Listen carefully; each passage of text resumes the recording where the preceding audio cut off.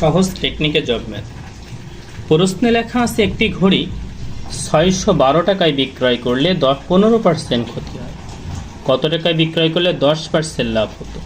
15% ক্ষতি বলতে কোনো একটা জিনিস যদি আমরা 100 টাকায় কিনি তাহলে সেটা বিক্রয় করছি 85 টাকায়।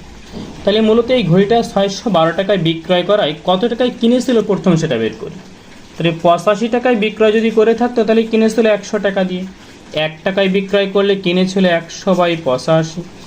যদি 612 টাকায় বিক্রয় করে থাকে তাহলে ক্রয় করেছিল 100 গুণ 612/85।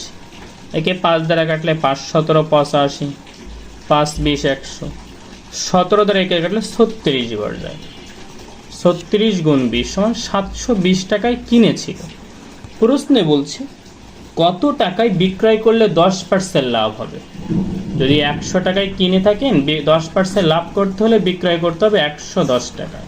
তাহলে ক্রয় মূল্য 100 টাকা হলে বিক্রয় মূল্য তখন 110 টাকা। ক্রয় মূল্য 1 টাকা হলে তখন বিক্রয় মূল্য 110/100 টাকা।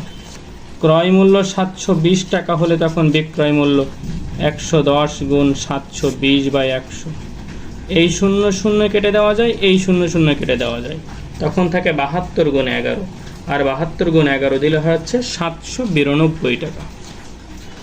অ্যান্সার।